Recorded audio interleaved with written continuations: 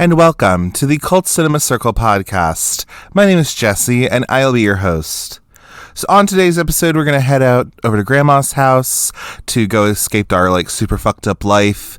But in the meantime, I guess we'll get thrown into the women's prison after almost killing a guy, and also try to get used to our short haircut we have, because that guy cut our ponytail off. But anyway, regardless of all that, though, today we're going to be covering a little movie from 1996 called Freeway.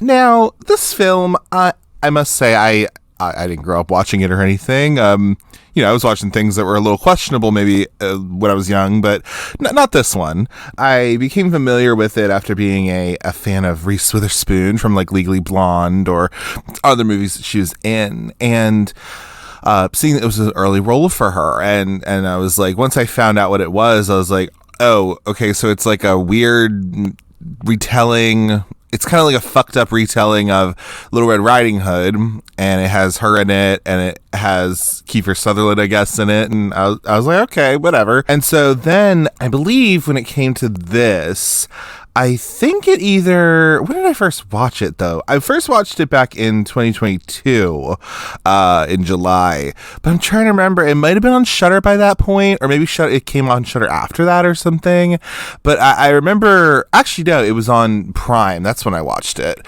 then it came on Shudder after that, but I just watched it on Shudder, in preparation for this podcast, But yeah, I saw it and I was like, well, I guess if it's on here, and then finding out that it's streaming a bunch of places for free, I was like, oh, okay, great.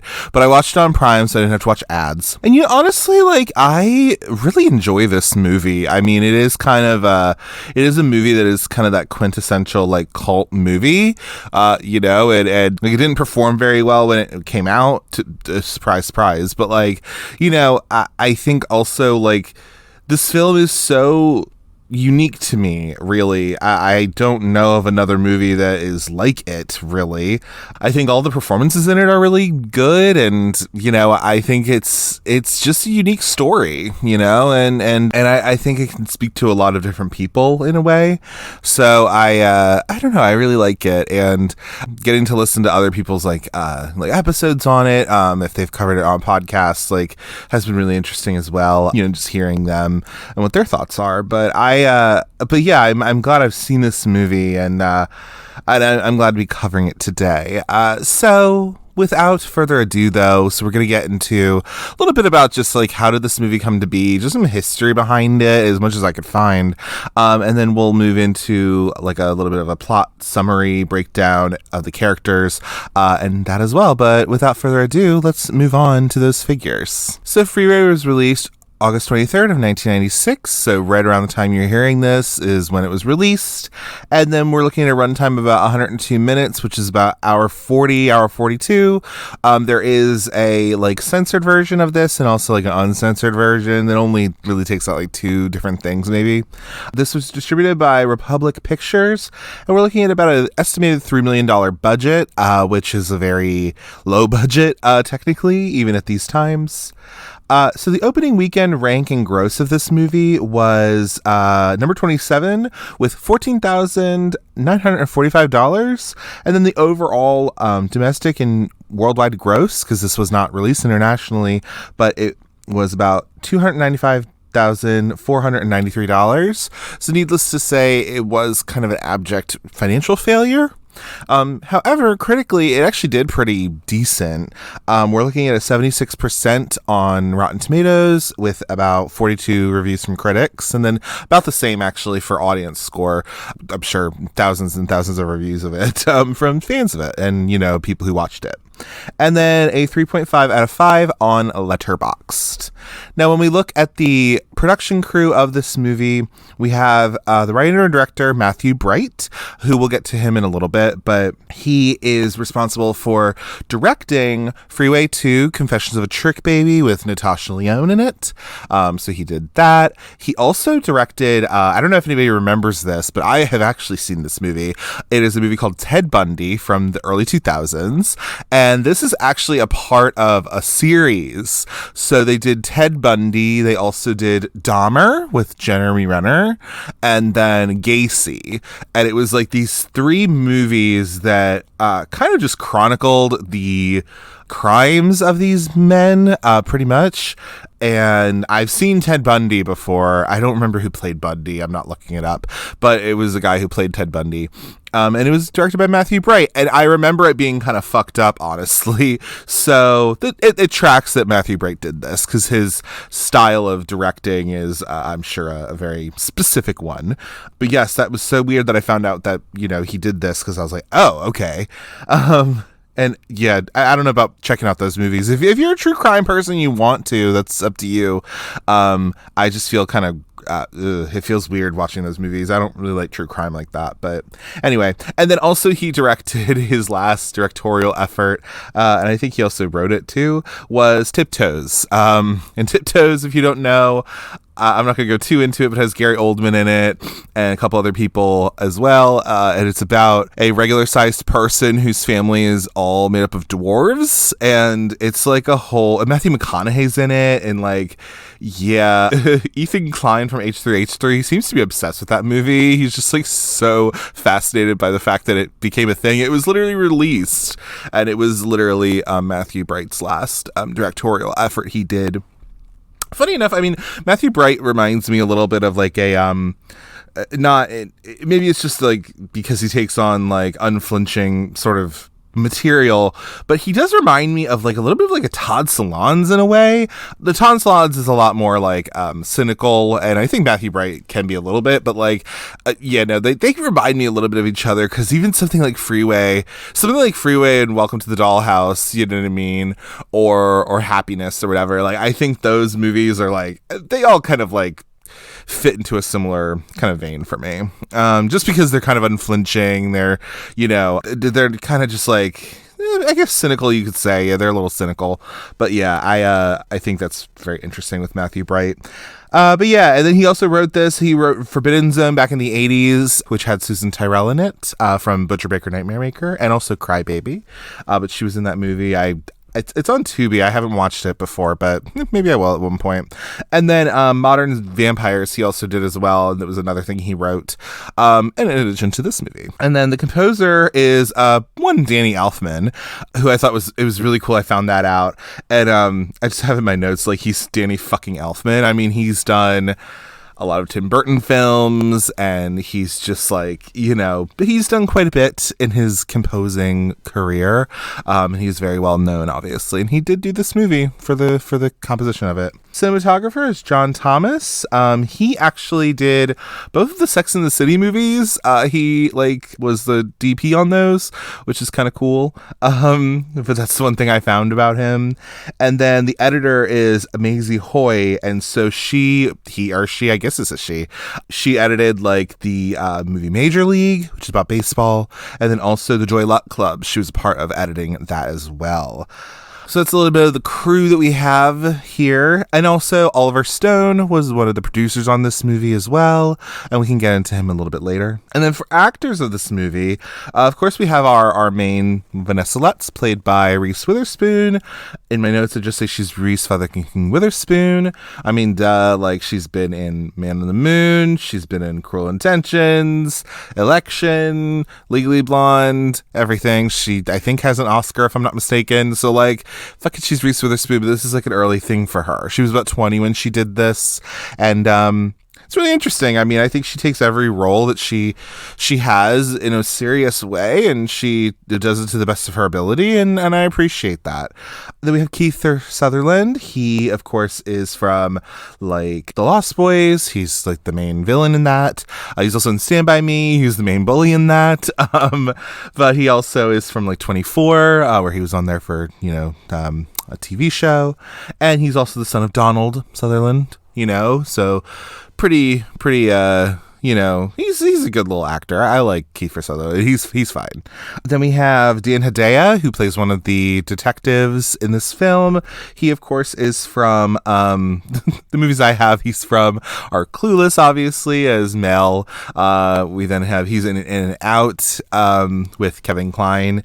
He has like a small part in there, but it's just something that I remember him from. He's also in Mulholland Drive, funny enough, and then also he's in the movie Dick from 1999 as well. He plays Dixon.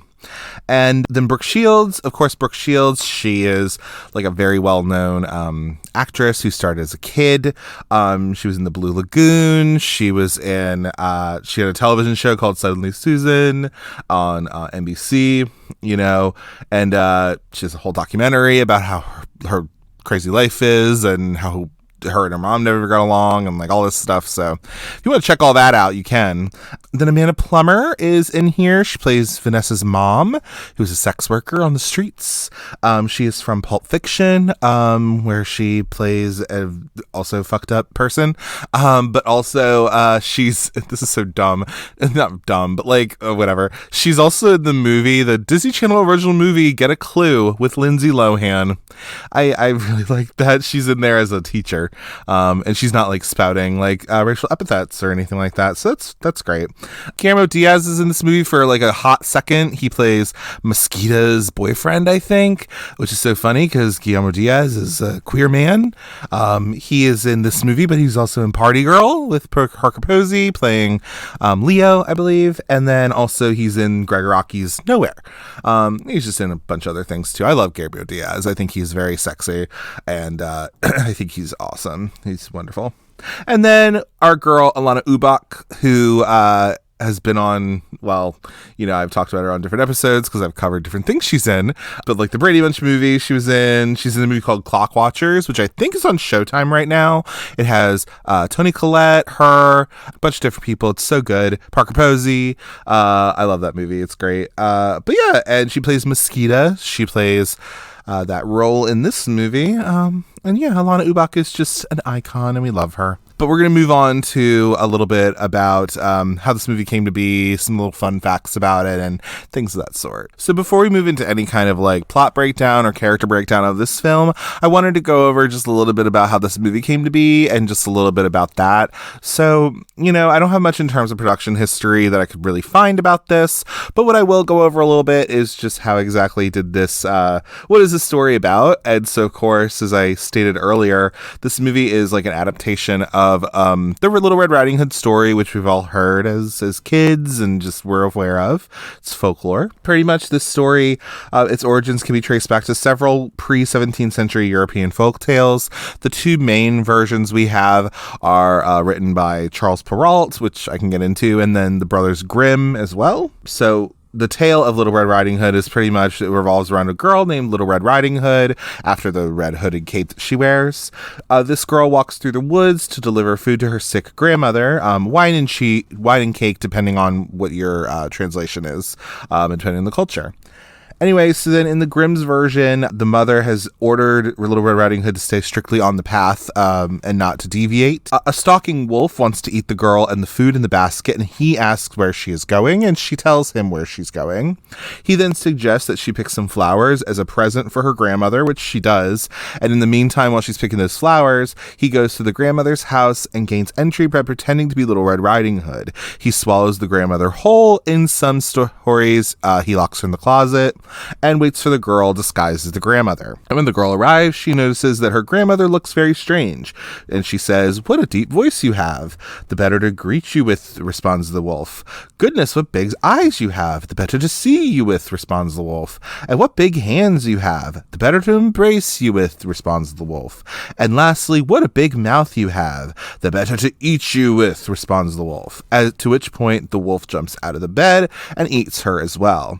And then he falls asleep. And in the Perrault version of this story, the first one to ever be published, the tale ends there. Now, in later or better known versions, the story also continues. So a woodcutter in the French version or a hunter in the Brothers Grimm or traditional German version comes to the rescue with an axe, and he cuts open the sleeping wolf. Little Red Riding Hood and her grandmother appear shaken, but unharmed. And then they fill the wolf's body with heavy stones. The wolf awakens and attempts to flee, but the stones cause him to collapse and die. And in the Grimm's version, the wolf leaves the house and tries to drink out of a well, but the stones in his stomach cause him to fall in and drown. And then some sanitized versions are like the grandmother gets locked in the closet instead of being eaten, and some have Little Red Riding Hood being saved by the lumberjack as the wolf advances on her rather than after she's eaten, where the woodcutter kills or simply chases the wolf away with the axe. So yeah, those are like the kind of main big things of that. So yeah, this was the earliest known printed version was, for example, it was known as Le Petit Chaperon Rouge, the little red chaperone, I guess. I don't even know what that means. Hood, chaperon, I guess. Cute. Anyway, but it probably had its origins in 17th century French folklore. So yeah, this was done back in like near end of the 1600s from Charles Perrault. And so he was kind of the first one to publish this anywhere. But then the Brothers Grimm, of course, did as well, and they're German brothers. And as anybody may know, with Brothers Grimm, that's where a lot of our fairy tales that we're familiar with come from. But of course, they have these kind of fucked up endings, because why not?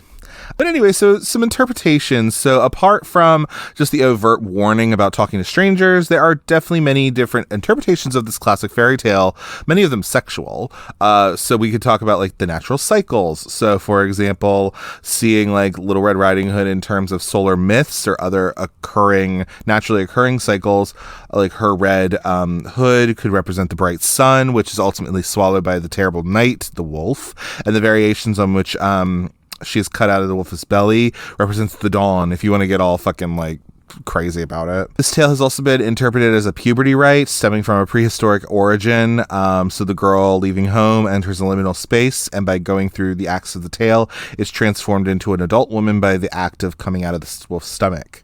You can get into a whole lot of this. I mean, you also have erotic, romantic, or rape connotations. So like a sexual analysis of this story may also include negative connotations in terms of rape and abduction. So in Against Our Will, Susan Brown Miller describes the fairy tale as a description of rape. So many revisionist retellings focus on empowerment and depict Little Red Riding Hood or the grandmother successfully defending herself against the wolf. And also some tellings bear some semblance of the animal bridegroom story, such as Beauty and the Beast with the Frog Prince. But where the heroines of those tales revert the hero to a prince, the tellings of Little Red Riding Hood reveal to the heroine that she had a wild nature like the heroes.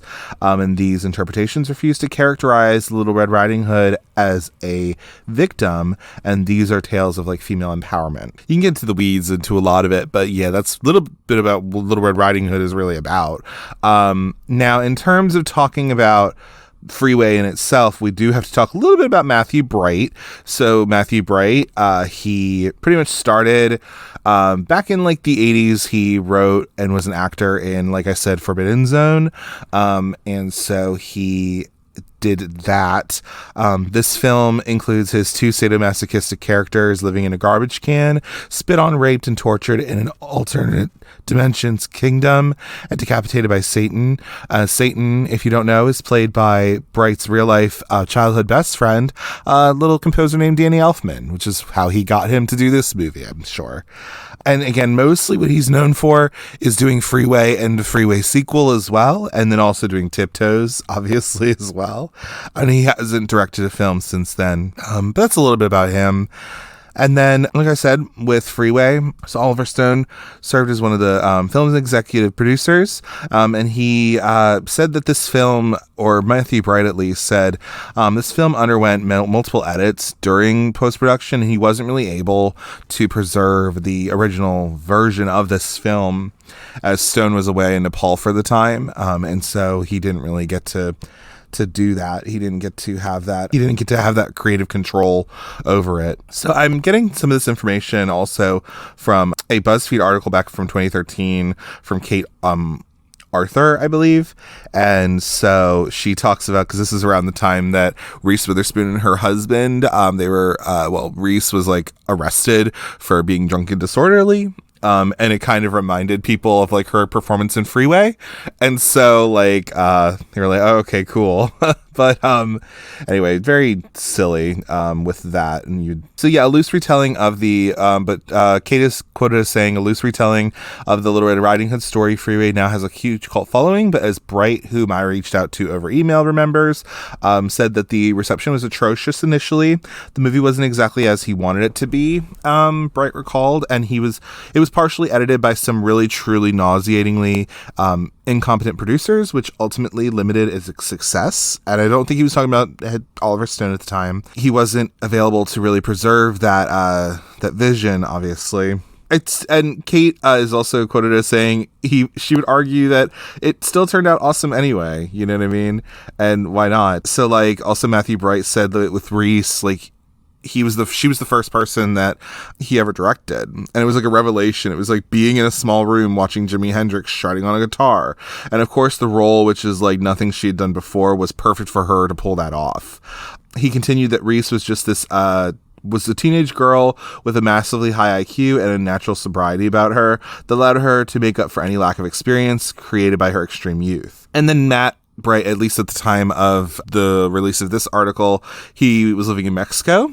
He finished his first book, which takes place in Mexico, about young teenagers working for the drug cartel as killers, while also pursuing skateboard excellence. And he was kind of known as like a little bit of a celebrity because of Freeway, because people really, like it. And that's kind of fun.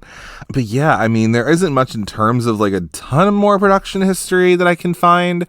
This movie also premiered at Sundance in 1996. It did compete for the Grand Jury Prize, and it was released on HBO, but it was also given a limited release. And again, it didn't do great financially, but I think it actually did pretty good with the critical response. So, some of the quotes that we have, so like some critics lauded it for its hard-edged satire and performances. So Roger Ebert gave this a 3.5 out of 4 stars and stated, like it or hate it or both, you have to admire its skill and the over-the-top virtuosity of Reese Witherspoon and Kiefer Sutherland. And it received 2 thumbs up on Siskel and Ebert at the movies. Joe Baltic from the Sacramento Bee gave it 4 stars out of 4 and called it a wild, audacious drive-in attraction that takes the high from highbrow and the low from lowbrow and shakes them up. Mick LaSalle from the San Francisco Chronicle, he gave it 4 out of 4 as well. And he said it was rude in the way the truth is rude, only funnier.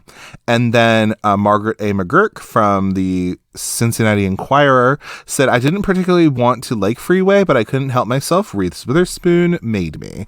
And of course, there's some people who didn't like it, of course, as well.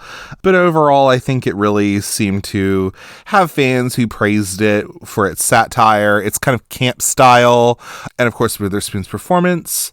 And really at the end of it, I mean, like when it comes down to it, like this movie is very much a exploitation film, and it kind of revels in that in a way, which again I can appreciate, as we've talked about some exploitation films on here before. But it very much is that, and it kind of revels in that, which is fine with me. I think that this film in particular, it's just, I don't know, it lives in this weird universe, because you have someone like Reese Witherspoon who's in this, who's like an A-list star, but this was earlier in her career, and it's completely different than what she's ever done before. And so people seeing that, again, everyone's will be a little different, I guess, but I would say that, this film just lives in this weird little universe, but it's the universe I tend to like, if anything. But yeah, it's a little bit about how this movie came to be and how it came to materialize and all that. But without further ado, though, we're going to move into a little bit about a breakdown of our plot and our characters and all that kind of stuff. So let's move into that. So we begin our film with our title sequence, where it's like these different cartoons, which kind of chronicle the story of Little Red Riding Hood, where we have our our title sequence, which is fine. And then we start off in like an adult literacy class where we meet our main character, Vanessa Lutz, played by Reese Witherspoon, of course, and her boyfriend, Chopper Wood, who's played by Bokeem Woodbine. So, of course, Reese Witherspoon, but then Bokeem is from the movie like Jason's Lyric from the 90s. He was also in Fargo, the television series. And he was also in Ray as well. He was in that movie with Jamie Foxx. So he's had a nice little career for himself.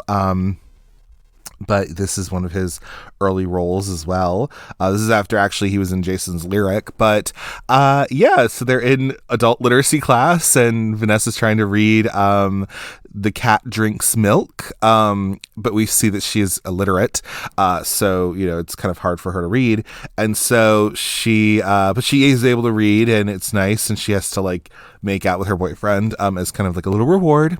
But then they are told to stop doing that. And so, and of course, this is also because we're trying to push boundaries in 1990s or whatever. But this is an interracial relationship because Chopper is a black man, and of course Reese Witherspoon is a white woman.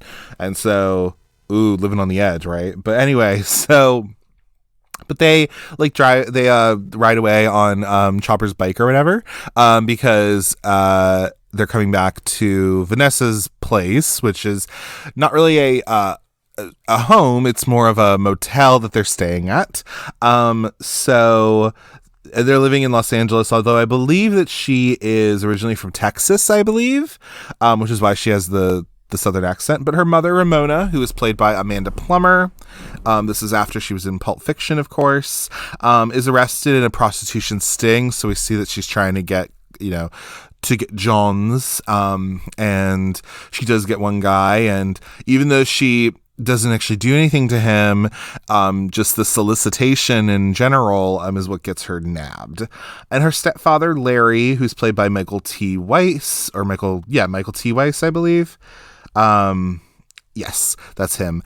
He was also in the movie Jeffrey from the 90s. It's a gay story, but he's been in some other things as well.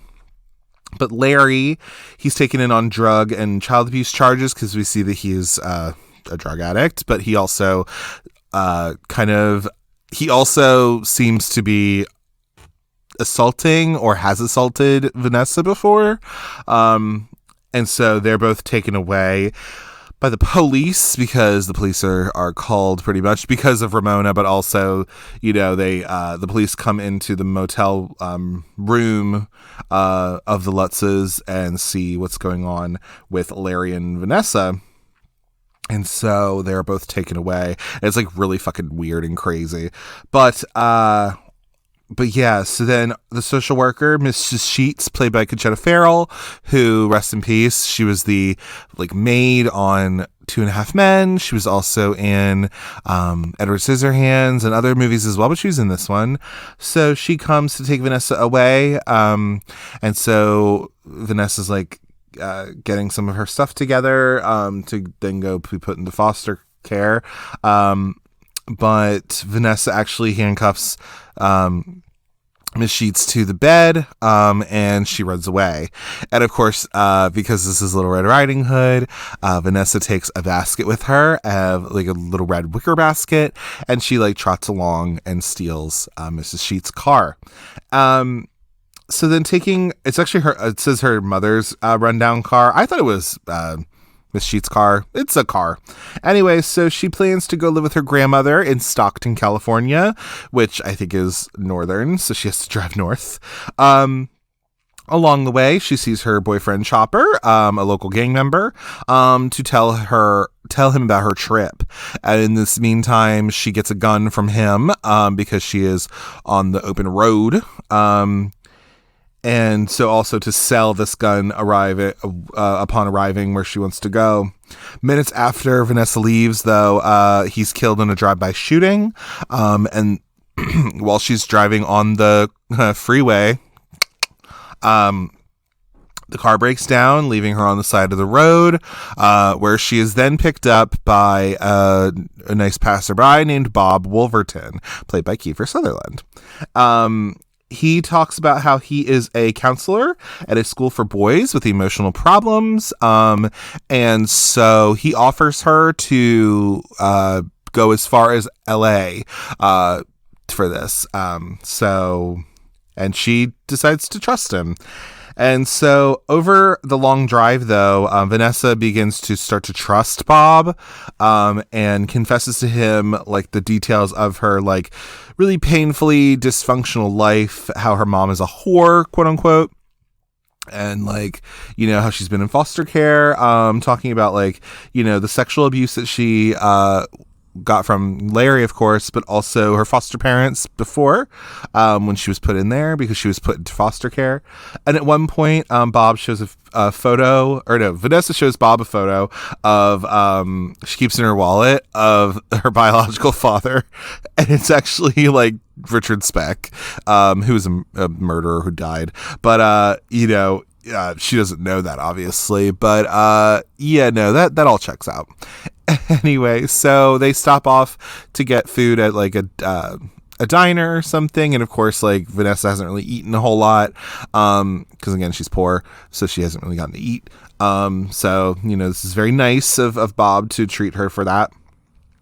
So they get back on the road after walking around a little bit. And again, this is where she's talking about all the trauma she's experienced. And so then, they get back on the road and they're talking. And then we see that Bob's demeanor starts to change, because he is asking her about this trauma and trying to help her work through it or whatever. But then he's also getting some sick kind of satisfaction from this. You see this in the scene where like he's asking her about like, did you feel like a human urinal when he ejaculated in your mouth? Because, you know, she was talking about all this. She was talking about the abuse that she was sustaining from Larry. And then also like talking about, so this is also Bob saying like, you know, did you like it when Larry fucked you? And this is where Vanessa's like, okay, what the fuck? Like, you're a gross dude, right?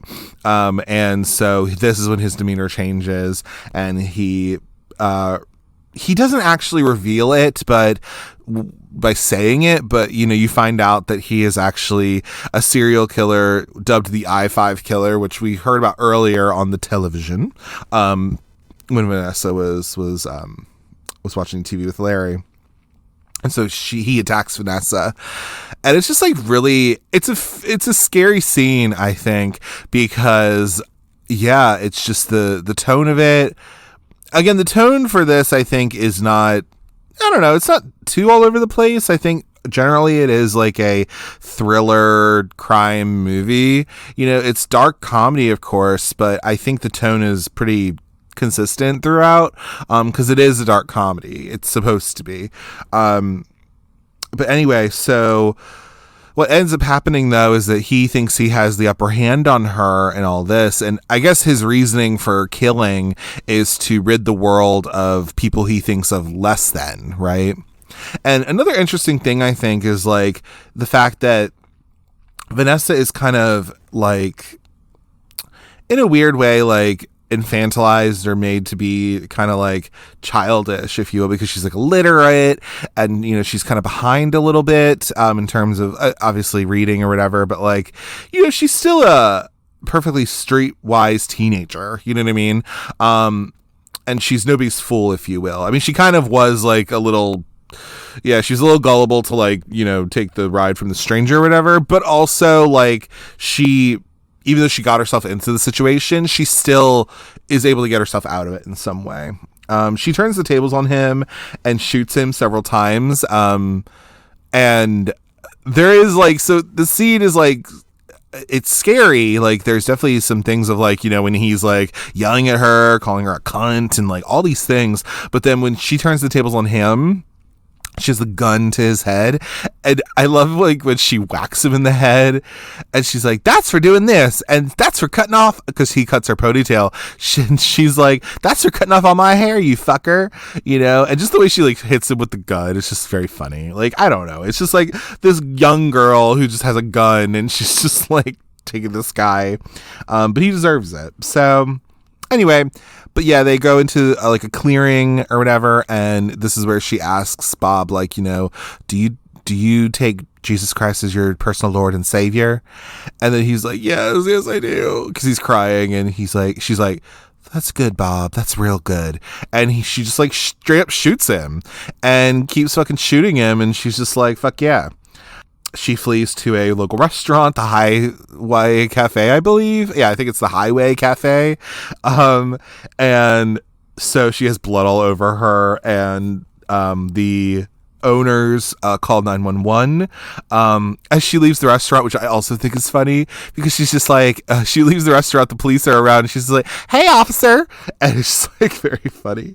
But she's arrested by the two detectives, or she's questioned by these two detectives, Mike Breer, who is played by Wolfgang Bodison, who he was in A Few Good Men. It was actually his first movie he was ever in, and he was also in this, and I believe he was also in Akeelah and the Bee with our girl Keke Palmer.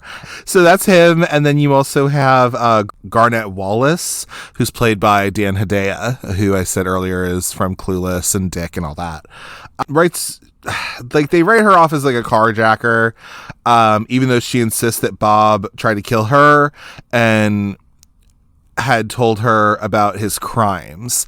So again, they just think that she was like just some chick who but it wasn't, and you already know that it wasn't, but they're not going to believe her. And so Bob survives the bullet to his like fucking head, because you see that he goes to like an ER and everything like that. But the bullet wounds have left him severely handicapped and partially disfigured facially. Vanessa is put on trial. And so we see that like Bob is portrayed as like an innocent victim with no criminal record. And then Vanessa is shown to have this long string of prior offenses. And so we have all this. Of course, the iconic, if you will, scene of this film is like where you have Reese, Vanessa, she is in the courtroom and everything, and then Bob comes in and we find out what's happened to him. And it's just very like, she's a little unhinged kind of.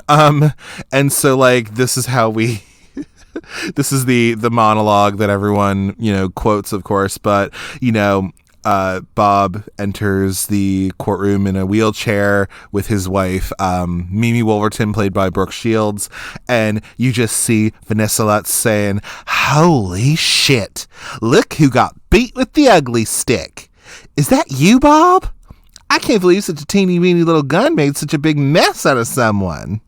You are so ugly, Bob. And hey, I heard you have one of those big poop bags that's like attached to you where the shit comes out. You're just a big old shit bag, ain't you, Bob? And you just think of me every time you empty that motherfucking thing, motherfucker. Some of Miss Priss or whatever, but yeah, I mean, oh god, so good. Like, that is just like the ultimate read, you know what I mean? Cause you already know, like, he's a fucking killer, but like, ugh, god, I hate that. And another thing too, as well, and we can get into this with like Vanessa and all that, but like, I don't know, it's this thing of like, nobody wants to believe this girl of like, hey, this guy was a killer, he tried to kill me. And nobody seems to fucking believe her until it's too late and she's getting put into prison. But yeah, I mean, like, yeah, I think like Vanessa is such a great character because she is somebody who, they don't look at her as like, we're not made to hate her, like, I don't think that's the point of the movie. We're supposed to hate Bob, obviously. But I don't hate Vanessa. And I don't even know if she's like an anti-hero, really. I mean, I think she really is somebody who lives off of her own kind of moral compass and honesty. Yeah, she's in a fucked up situation, but who, other people are too. And so I think Vanessa's fierce. I liked her. I think she's a great character. And, it's just so crazy that like, this is kind of that satire of it all, of like, oh, this person who is like, you know, this person who's made mistakes in their life and has a criminal history, they must always be bad, right? As opposed to this other person who like is so wonderful, and he like works with like these troubled boys, and like he, you know, has this beautiful wife and all this stuff, but he's a fucking killer and nobody knows it. So this is definitely commenting on just like some of the criminal justice system and how we treat poor people and all of this kind of stuff. I think you could definitely read into a lot of it. So yeah, I don't know. I just think Vanessa's fierce. I like her anyway, but you see this, and so Vanessa gets shoved off to prison. Also, the judge lady is the Mrs. Ganesh from Drag Me to Hell, the Romani woman in the bank or whatever that curses Alison Lohman. Yes, that's her. And then Bob and his socialite wife, Mimi, like I said, who knows nothing of his crimes, are treated like heroes, right? And so, yeah, she gets put into prison and all that.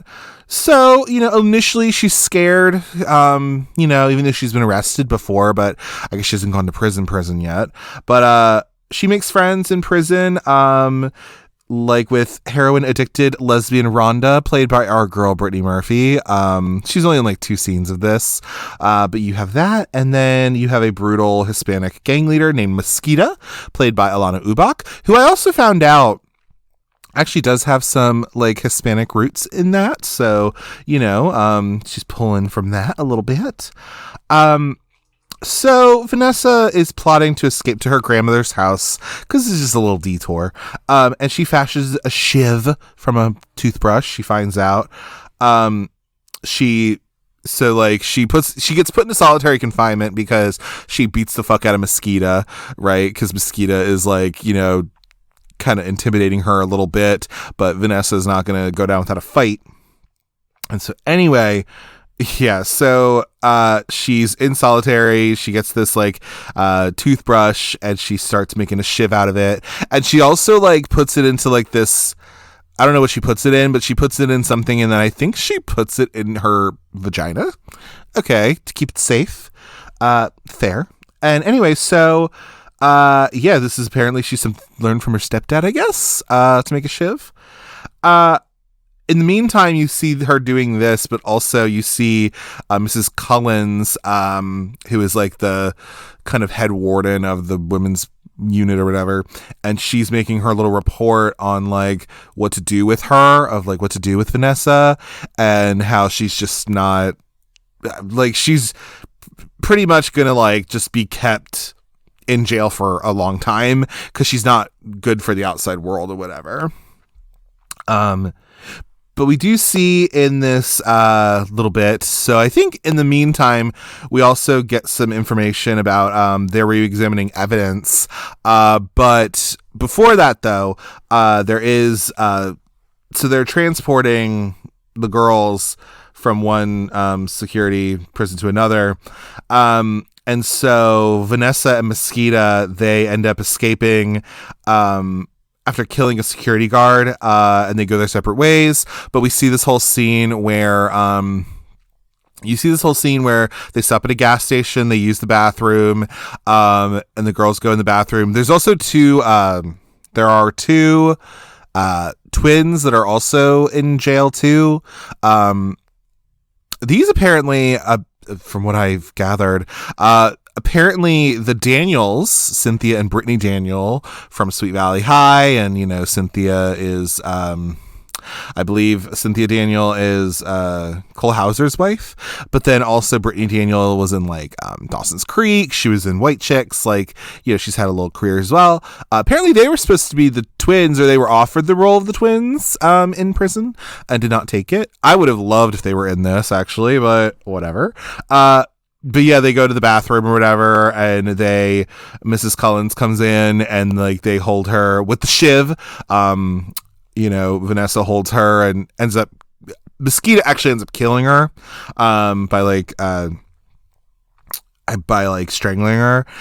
And then they kill the other security guard or whatever, and then they're on their way and they drive away. But yeah, they go their separate ways and all that. We see the scene where they go to like this junkyard or something like that, or somewhere. And Mosquito gives like Vanessa a car so she can continue her journey. This is where we see Guillermo Diaz as Mosquito's boyfriend, and all this kind of stuff and whatever. And so then we have that. They talk a little bit about like, maybe some of the lesbianic things they've done in prison together. But yeah, but Vanessa's pretty much on her way, and she's gonna take the car, and she has a gun. She's given a gun, to go on her way and to, end up at Grandma's house. So back to what I was saying about re-examining evidence. So they re-examine the evidence. The detectives realize that Vanessa was actually telling the truth the whole time. So like they go and talk to like a classmate of Vanessa's, who's played by Tara Subkoff, who is from just being an actress, but she is.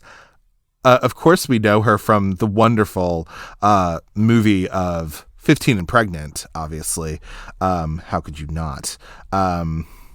I believe she was the one from 15 and Pregnant, if I'm not mistaken. But she was in American Pie, like real quick. She's in The Cell. Am I thinking of another Tara? No, I'm not thinking of another Tara. I know she's in 15 and Pregnant. That's an amazing movie. Fabulous movie. Wait a minute. Let me check this real quick. Very important for the podcast. Am I thinking of the wrong lady? I must be thinking of the wrong lady. Whatever. Tara Subkoff, she was still in stuff. She was in this movie, and she was in As Good As It Gets, and she was also like the college girl in American Pie and all this stuff, but whatever. Anyway, so yeah, that's Tara Subkoff, and she's also been in like other TV shows and stuff. But anyway, they talk to her, and then like I think it's Breer, like, who is a black man. He sees that like she was with like a black man, and like, oh, even though earlier she was definitely like spouting off like racial epithets and stuff to this guy, because he kind of said something a little out of turn to her, and whatever. So, but must be like, I don't know. It was like a thing of, must have been like, oh, it must have been a thing of like, oh, like, well, I guess she was telling the truth and like da-da-da-da-da, whatever. This is what her life was. So I'm like, okay, girl.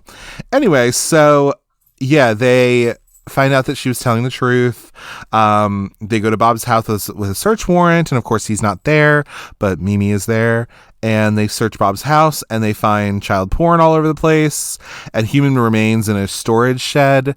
So at this point, we see that his wife commit suicide, and evading the police at his house. He like drives away. He goes to like a diner or whatever.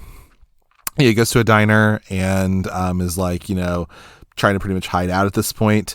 He travels to Vanessa's grandmother's trailer using the address that was written on a picture Vanessa had shown him. And so he goes to grandmother's house pretty much.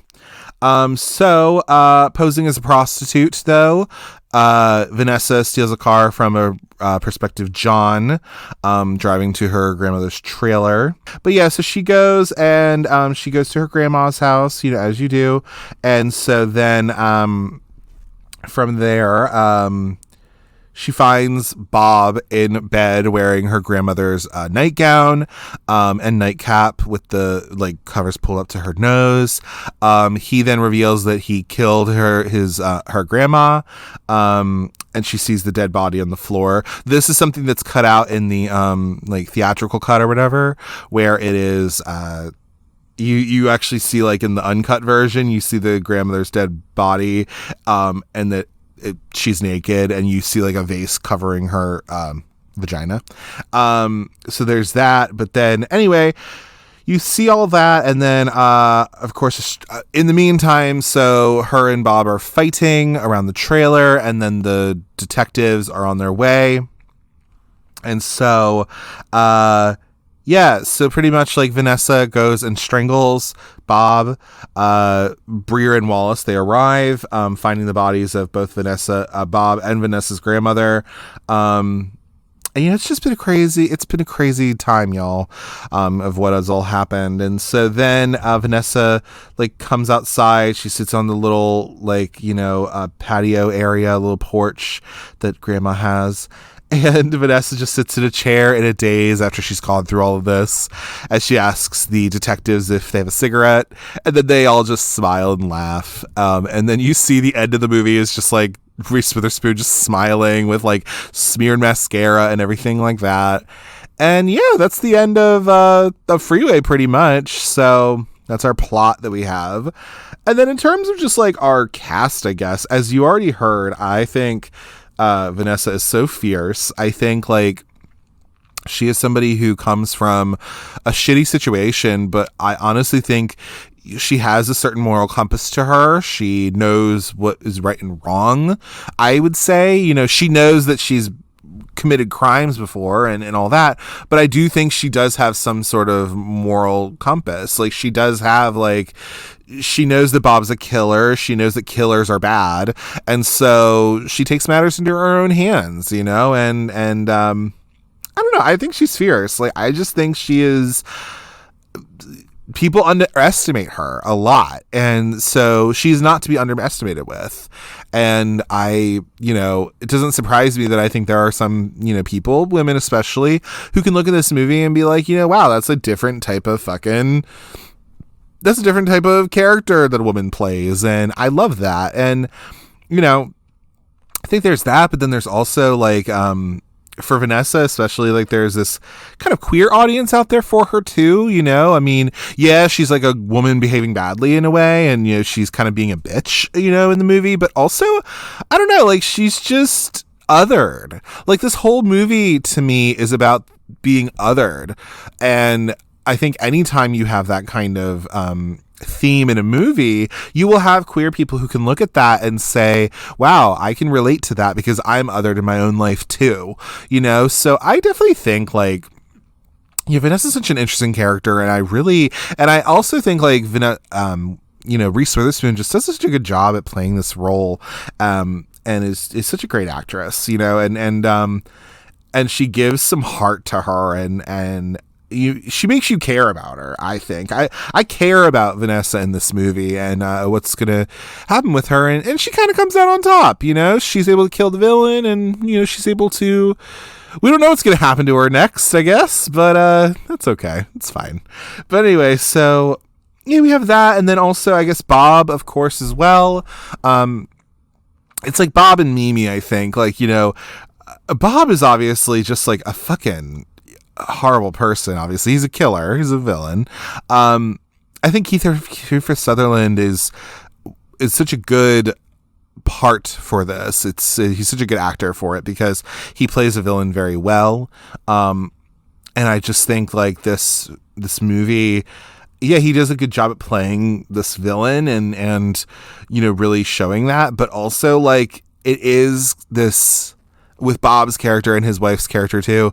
I mean, it is very much this, like, the critique in his character and in their characters is this whole idea of, like, oh, how could this guy be a killer if he does all these good things, and, he doesn't have any criminal history, as opposed to Vanessa, who has a long rap sheet of things, whether it be shoplifting or solicitation and all this kind of stuff. And it's poking fun at that, it's poking fun at Bob and just being like, this, yeah, kind of this like weird hypocrisy that happens, especially with our criminal justice system and, who we, kind of publicly exonerate, if you will, or whatever, or within the public opinion, if you will. But yeah, I don't know. I think Bob is just he's a good villain, if anything. And you see him get his comeuppance, and like you see his wife is just kind of this like stupid lady. Honestly, like she's just like this stupid rich woman, which I think Brooke Shields, in a way, she plays this as like this character of she's not completely aware of what her husband actually does and all of this, and so of course she ends up taking her own life in the movie, but like I think she plays it really well. She plays that character as like, she's not aware of what her husband's doing, but when it all comes out in the wash, if you will, it is really fucked up at that point. But Yeah, I mean, those are kind of our big main characters, of course, that we could really talk about, if anything. But, I think that, these characters, they are all so distinct and they all have their own real, they're all so distinct. And I really like that, where you can tell, who is supposed to be who, and like, who are you supposed to root for, I guess? Because at the end of the day, this is a fairy tale, it's the premise is a simple one. It's a retelling of Little Red Riding Hood. So for that, it's good to have, like, setting up like what is actually, it's a simple story to follow. So I like that we keep it simple. We just add some different elements in there, to make it a little bit different. It's a crime drama. It's a dark comedy. It's all of this. So I'm like super into that. And I think to kind of wrap up a little bit about this film, I mean, I think it's good. Like, I gave it when I first watched it in July on Letterboxd, I did put like, what in the fuck did I just watch? And I gave it like a 3 and a little heart. And then as I just watched it yesterday, to, prepare for this podcast, I also think like, I gave it like a 4 at this point, because I'm just like, I think the more I watch this film, the more I kind of like it in a way. Again, I think I like this story as just a simple story, but it has these elements thrown in that make it different. I don't know of another movie that is like this, really, and I haven't seen the sequel or anything. I heard it's like, but I think this is probably Matthew Bright's kind of shining example of what he could do. And unfortunately, I don't really think he's been able to really match the success of Freeway, but I think he did such a good job with this, and he really kind of, I think he did a great job, and I can appreciate this film for what it is, and for showing all these different people who are so talented, and getting a chance to really have a good time with this role, I think is really good. And of course, you can find this. And what's nice about this movie, too, is that, again, it's a cult following. It's definitely has that. And it is a quintessential cult film, just looking at the summary of it. But what I also like is that it's very accessible for people, meaning it streams all the time. Like, it's always on Tubi a lot of the time. And like I said, it's on Shudder if you have a Shudder subscription. Vinegar Syndrome actually released this as a 4K Blu-ray in November of 2022, which I think you can still find. I kind of want to get it, honestly, just to kind of have it to my collection. But yeah, I mean, like, I think this film is definitely, I would say, if anything, it is worth a watch if you are like a Reese Witherspoon fan and you want to see her do something completely different. I think that's pretty good. And if you're into this kind of like dark comedy, you got to go into this liking a dark comedy, because if you don't, you might not find it to be any sort of good, but I am a connoisseur of dark comedy. I do like that kind of stuff, and so this was right up my alley, for me at least, and so maybe it'll be the same for you, who knows. But yeah, I would definitely recommend this. I think it's such a fun movie, and I think if you go in with the right mindset, it could be something that is a fun movie to watch and something to enjoy. So yeah, definitely take a look and go out on your journey, and go out and journey onto Freeway, if you will. But yeah, go do it. As always, if you'd like to get in touch with me, you can do so via email at cultcinemacircle@gmail.com in case you want to give any movie or episode recommendations, give feedback on the show, or if you'd like to just say hey, I'm open to all of it. If you'd like to follow the show on social media, you can do so on Instagram and Instagram threads at Cult Cinema Circle. I tend to post what I'll be covering for the next week on there, post stories, things like that. On X, I'm at Cult Cine Circle. On there, I don't really post a whole lot, but if you want to follow the show, it's there for you to follow.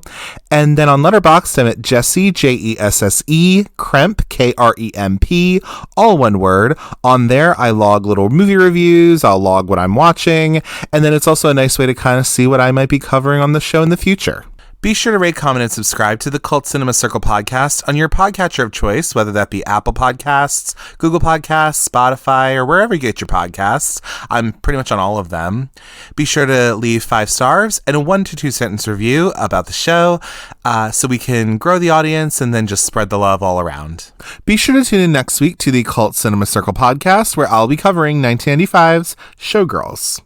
A young drifter named Nomi Malone arrives in Las Vegas to become a dancer and soon sets about clawing and pushing her way to become a top showgirl. As always, thank you for taking the time to listen to the Cult Cinema Circle podcast. And remember, I get claustrophobic sucking strange dick. Now get in there! Take care. Bye.